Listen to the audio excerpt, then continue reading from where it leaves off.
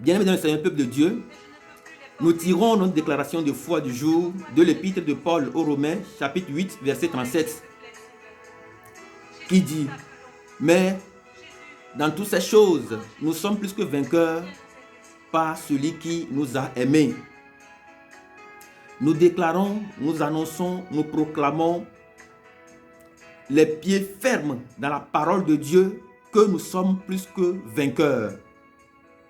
Nous vainquons les prisons de nos vies, nous vainquons nos enchaînements, nous vainquons les liaisons, nous vainquons tout point de contact avec le monde des esprits, nous vainquons tout ce qui nous empêche d'aller de l'avant, nous vainquons tout ce qui bloque notre destinée, nous vainquons, nous déclarons, nous disons haut et fort, nous venons contre tout ce qui empêche notre destinée d'avancer en ce jour et nous déclarons que nous sommes plus que vainqueurs. Nous annonçons, nous proclamons, nous disons que nous sommes plus que vainqueurs. Maintenant, aujourd'hui, demain et après-demain et d'éternité en éternité, nous déclarons, nous proclamons que nous sommes plus que vainqueurs. Je proclame que mon corps est plus que vainqueur, mon regard est plus que vainqueur, mes yeux plus que vainqueurs, mon âme, mon esprit, ma vie, mon ouïe, mon odorat, ma pensée, tout en moi est plus que vainqueur dans le nom puissant de Jésus de Nazareth. Je déclare, j'annonce, je proclame que nous sommes plus que vainqueurs. Nous sommes plus que vainqueurs dans notre environnement, plus que vainqueurs dans tous les environnements que nous visitons, plus que vainqueurs. Nous dominons maintenant dans le nom puissant de Jésus-Christ de Nazareth. Amen.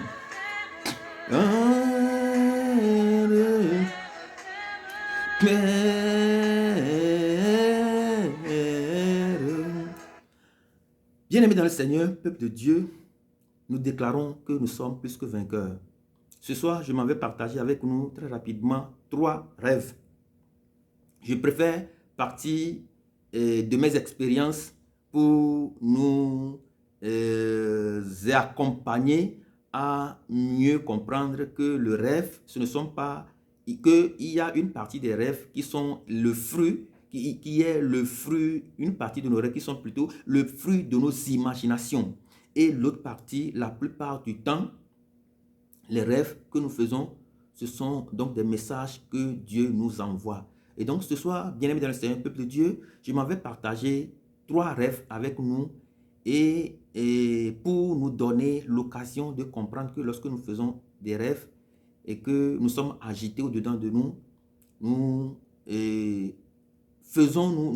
allons nous faire plaisir d'aller vers les hommes de Dieu, ceux qui ont la grâce, ceux qui ont ce privilège, ceux qui ont cet esprit de Joseph pour pouvoir nous expliquer le rêve. Joseph a déclaré au roi, à Pharaon, que c'est Dieu qui donnera une réponse favorable à Pharaon.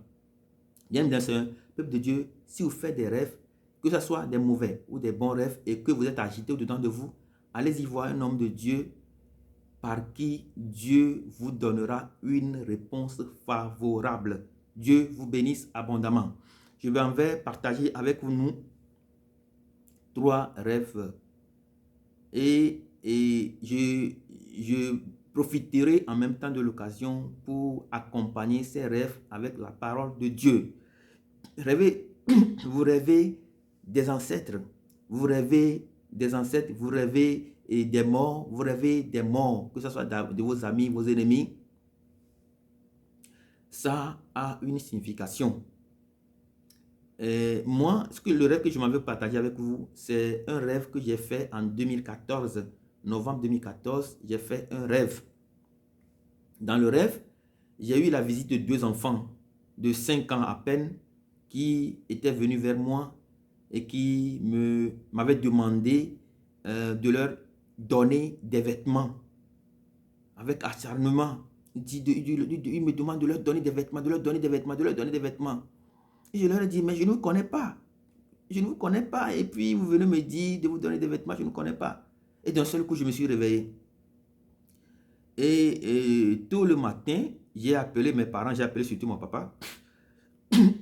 En fait, la partie où j'ai oublié de ce rêve-là, en fait, quand je leur dis je ne vous connais pas, je ne vous connais pas, ils me disent qu'ils sont mes ancêtres côté paternel, qui sont des jumeaux. J'ai dit, je n'ai rien compris, mais j'ai sursauté et je me suis réveillé. Donc le matin, j'ai appelé mon papa, je lui ai dit voilà le rêve que j'ai fait. que 2 enfants sont venus me voir pour me demander de leur donner des vêtements. Moi, je n'ai rien compris. Et mon papa me dit effectivement que ces ancêtres, ce sont donc des jumeaux, ceux que eux, ils ont connus, ceux dont ils ont entendu parler, qu'ils ont fondé la famille, ce sont donc des jumeaux. Et donc, je me suis introduit parce qu'aujourd'hui, nous avons la grâce, comme le déclare le livre des Hébreux, chapitre 4, verset 16, que nous avons donc l'assurance de nous approcher donc du trône de la grâce afin d'obtenir grâce et compassion. Donc, je me suis approché de Dieu, j'ai ouvert ma vie à Dieu, j'ai ouvert mon cœur à Dieu, j'ai fait beaucoup de silence pendant toutes ces années, depuis 2014, pendant toutes ces années, j'ai continué par demander à Dieu ce que cela veut dire au juste. Bien-aimé dans le Saint-Peuple de Dieu, dans votre rêve, on vous demande, quelqu'un vient vers vous, vous demande de donner, vous donner des vêtements. Vêtements, c'est le symbole de notre statut social. C'est le symbole de la dignité, l'honneur, le privilège, l'appartenance à un domaine donné. Voilà à peu près le rêve de habit, de vêtements.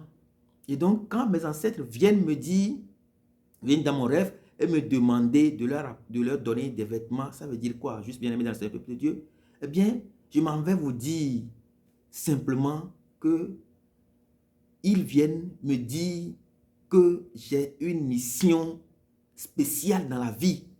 Ils viennent me dire que je suis appelé à leur rendre et à rendre à la famille sa dignité. Voilà, je suis appelé à rendre à la famille, à ma famille, là où je suis, sa dignité. Bien-aimé dans le Seigneur, peuple de Dieu, je suis appelé à rendre à ma famille, là où je sors, d'où je sors, à cette famille, sa dignité, à rendre à cette famille sa fierté. C'est une mission noble, c'est une mission qui est plus grande que moi. Lorsque nous voyons Jésus-Christ qui est envoyé sur la terre, il est envoyé sur la terre, sa mission, c'est pourquoi? C'est finalement pour rendre à Dieu, pour rendre à la famille de Dieu sa dignité.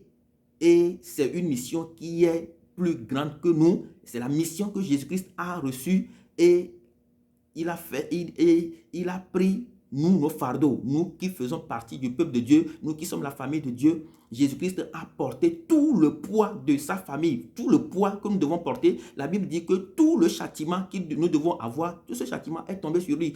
Bien-aimé dans le peuple de Dieu, c'est de cette manière que lorsque Dieu nous appelle, lorsque nous savons que nous avons un appel dans notre vie, eh bien, Dieu nous appelle dans un premier temps, Dieu nous appelle à rendre à nos familles leur dignité. Dieu nous appelle à rendre à nos familles leur fierté. Dieu nous appelle à être des lumières pour nos familles, non pas des gens qui sont orgueilleux, mais des gens qui sont capables d'éclairer la famille, des gens qui sont capables d'être là, des gens qui sont capables, comme Jésus-Christ, des gens qui sont capables d'aller à la croix. La Bible dit qu'ils n'ont pas peur jusqu'à donner leur vie dans le livre Apocalypse 12, verset 11. Bien-aimé dans le Seigneur, peuple de Dieu, lorsque vous allez voir que l'explication, l'interprétation que j'ai reçue à ce rêve-là, c'est une très grande interprétation. C'est Dieu qui m'a donné, c'est Dieu qui a donné une réponse favorablement à ce rêve.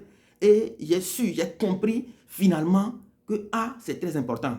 Les uns et les autres vont me demander où est-ce que ça se trouve dans la parole de Dieu. À chaque fois que nous disons quelque chose, les gens nous posent la question, où est la référence dans la parole de Dieu? Je m'en vais vous dire que lorsque vous prenez la parole de Dieu, dans Matthieu 17, verset 1 à 9, vous allez vous retrouver en face de l'histoire de Jésus-Christ, de l'histoire de la transfiguration de Jésus-Christ sur le mont Tabor. Sur le mont Tabor, Jésus-Christ a rencontré Élie et Moïse.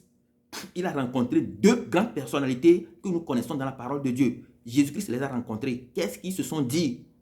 Eh bien, moi, par mon rêve, je trouve que mon rêve est à l'image de ce qui s'est passé dans Matthieu 17, verset 1 à 9. Lors de la transfiguration, ils sont venus rendre visite à Jésus-Christ. Des gens vous disent que quand vous rêvez, vous dites que vous rêvez des morts, des gens vous disent que les morts, entre les morts et les vivants, il n'y a pas de frontière.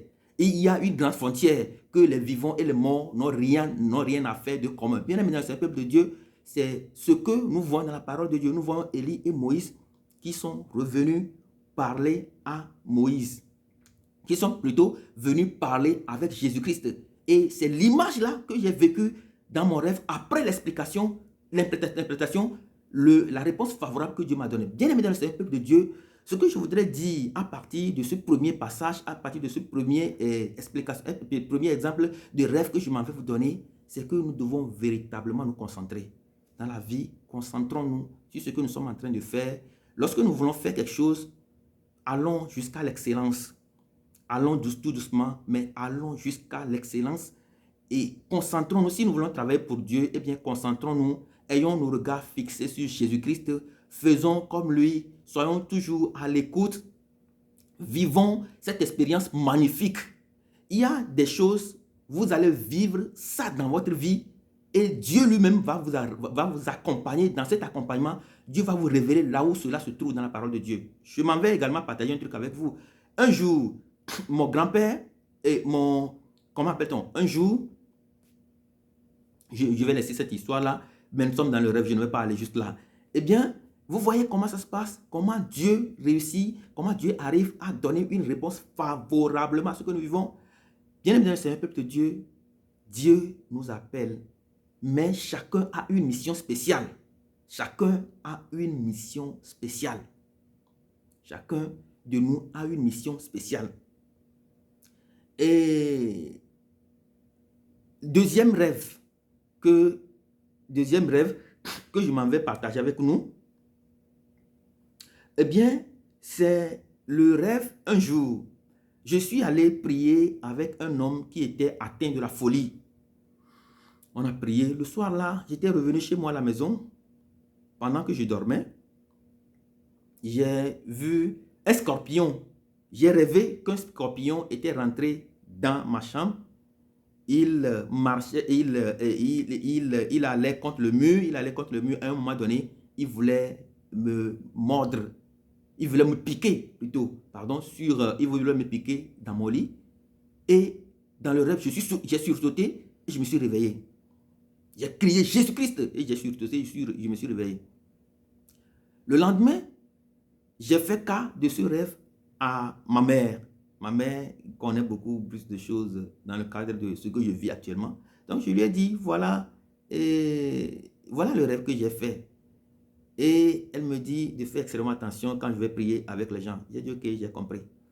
Je suis allé prendre ma douche. Pendant que je prenais ma douche, à un moment donné, j'ai entendu la voix qui me dit, ne te lave plus avec cette eau-là que tu as dans le seau. J'ai arrêté de me laver. J'ai commencé par me nettoyer le corps avec ma serviette. Et je reçois un message qui me dit, mais dès que tu as entendu d'arrêter de te laver avec cette eau, tu t'es arrêté, tu n'as même pas cherché à vérifier ce qui se passe dans le seau. Et donc, j'ai jeté un regard dans le seau et j'ai vu que le même scorpion que j'ai rêvé, dans la nuit, dans mon sommeil, se retrouve dans mon seau. J'ai crié et c'est ma maman qui était venue tuer, c'est maman qui était venue tuer le scorpion. Et je m'en vais ajouter un autre rêve pour vous donner une explication. La dernière fois, j'étais donc, j'avais fini de prier et je voulais dormir et j'ai eu une vision. Dans la vision, j'ai vu un chien noir qui m'est apparu. Et le message que j'ai reçu à la suite de cette vision, c'est que c'est un parent qui est décédé, qui a été tué dans la sorcellerie et dont la sorcellerie se sert de son âme. Et il utilise le chien pour se servir de cette âme-là, afin de pouvoir détruire sa propre famille et d'exécuter des mauvaises missions dans le monde. Dès que j'ai eu la révélation, Je n'ai pas parlé, je suis allé dans mon sommeil, j'ai dormi. Quelques jours plus tard, j'ai appelé un enfant, j'ai appelé la fille aînée du monsieur, du parent qui était décédé. Je lui ai dit, voilà le rêve que j'ai. Je lui ai dit je lui ai demandé, ton papa, il est décédé, je sais, ça fait plus de 10 ans. Mais est-ce que tu peux me dire concrètement ce qui a tué ton papa?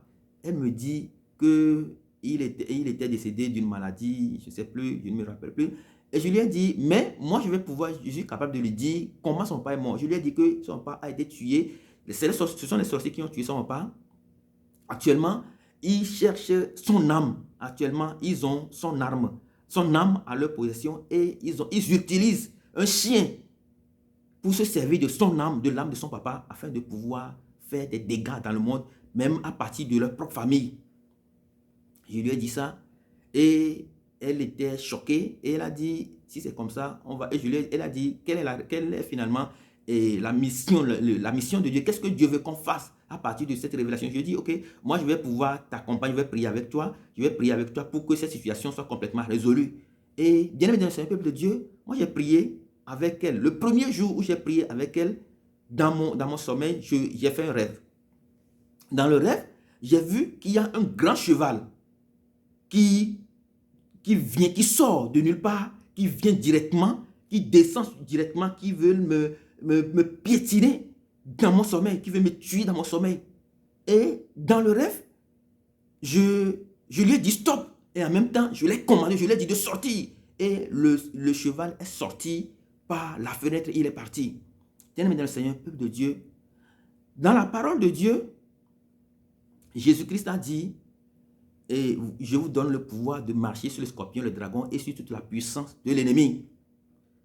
C'est ce que Jésus-Christ a dit.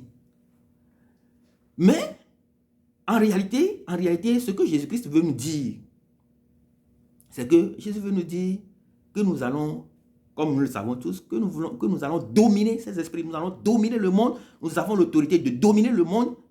Quand on parle des pieds, on parle de la vie tout entière, de notre vie tout entière. Nous allons marcher, c'est avec notre vie, c'est avec la vie, la puissance qui est dans notre vie, c'est avec le poids que nous avons, que nous allons marcher, le poids que nous avons, le poids qui est dans notre vie, notre puissance spirituelle, que nous allons pouvoir marcher sur le scorpion, le dragon. Nous allons les vaincre à tout prix. Voilà ce qui s'est passé dans mon sommeil. Voilà comment, par cette puissance-là que Dieu nous a donnée, par l'autorité-là que Dieu nous a donnée, j'ai réussi dans mon sommeil à me sauver de ces situations désastreuses qui normalement devraient causer ma mort. C'est pourquoi, bien aimé dans ce peuple de Dieu, lorsque vous sentez que Dieu vous appelle pour une mission, prenez tout le temps qu'il nous faut, prenons tout le temps qu'il nous faut et vérifions si c'est notre appel.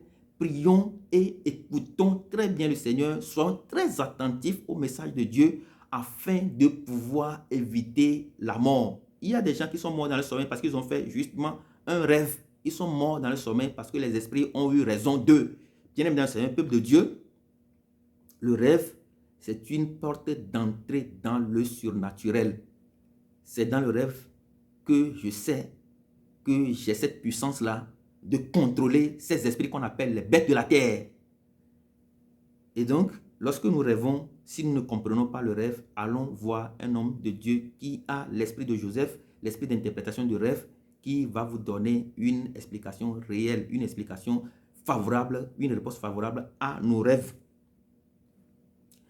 Et lorsque nous prenons, par exemple, je vais ajouter ceci, lorsque nous prenons, par exemple, dans le livre de Isaïe 52, verset 7, la Bible déclare qu'ils sont beaux sur la montagne ceux qui annoncent la parole de Dieu. C'est ce que la Bible a déclaré. Quand on parle des pieds, on parle de nos vies. Et quand nous déclarons, c'est quand la prédiction, ceux qui font la prédication doivent le faire avec leur vie tout entière. Ceux qui doivent faire la prédication, ce n'est pas pourquoi on ne parle pas, pourquoi Dieu n'a pas dit la bouche, mais il parle des pieds. Les pieds symbolisent toute notre vie entière. La raison pour laquelle lorsque des gens veulent détruire notre vie, lorsque les gens veulent détruire nos commerces, ils vont venir, ils vont mettre des choses, des incantations par terre pour que quand tu marches dedans, tu aies des problèmes. Bien évidemment, c'est un peuple de Dieu, c'est toute notre vie. Donc, c'est pourquoi nous devons tout faire pour réussir à mettre en conformité la parole que nous écoutons avec les actes que nous posons. C'est cela qui va nous donner la force, la puissance de pouvoir marcher dans la victoire. troisième rêve que je m'avais partagé avec nous, la plupart d'entre nous font des rêves de nudité. Des gens dorment, ils se voient nus dans leurs rêves. Des gens dorment, ils se voient nus, tout nus dans leurs rêves. Bien aimé dans ce peuple de Dieu, lorsque nous nous voyons tout nus dans le rêve, lorsque nous prenons dans la parole de Dieu, nous voyons la première fois, la toute première fois que des gens ont découvert leur nudité dans la parole de Dieu. Ils se sont dit à eux-mêmes qu'ils ont honte. Ils ont découvert qu'ils sont vulnérables. Ils ont découvert qu'ils ne valent absolument rien. Je m'en vais donner l'exemple de Adam et Ève dans la parole de Dieu. Au commencement, ils ne savaient pas qu'ils étaient nus. Ils ne savaient pas qu'ils étaient nus. Ils avaient la puissance, la protection spirituelle de Dieu sur eux. Mais le jour où ils ont découvert, ils ont les yeux ouverts, ils ont découvert qu'ils sont nus, ils ont eu honte. Ils se sont vus honnis. Ils se sont dit qu'ils ont honte. Ils ont dit à Dieu qu'ils ont honte parce qu'ils se sentent nus, ils se voient nus. Bien aimé dans ce peuple de Dieu, lorsque vous voyez nus dans vos rêves, sachez qu'il y a un problème. Sachez qu'il y a la honte, sachez qu'il y a une perte, sachez que il y a quelque chose, il y a votre vie, si vous êtes dans un commerce, sachez que votre commerce a un problème. Sachez que les jours à venir vont être tellement décisifs pour vous et vous devez vous lever dans la prière, vous devez combattre cet esprit résolument, vous devez le combattre résolument, vous devez vous lever dans la prière. Lorsque vous voyez dans la nudité, lorsque vous voyez votre propre nudité dans vos rêves, vous voyez que vous êtes dans un endroit, vous êtes nuit. Bien aimé, dans ce peuple de Dieu, nous devons nous lever résolument pour lutter contre ça. C'est très très important, le rêve de nudité. La première fois que les gens ont découvert qu'ils sont nus dans la parole de Dieu, ils ont dit qu'ils ont honte.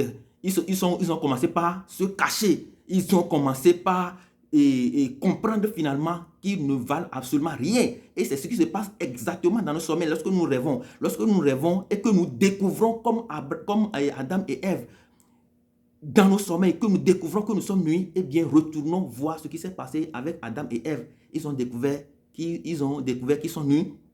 Ils ont découvert qu'ils ont honte. Ils ont découvert qu'ils sont sans protection. Ils sont allés chercher des trucs pour pouvoir se couvrir. Ils ont découvert qu'ils ne valent absolument rien.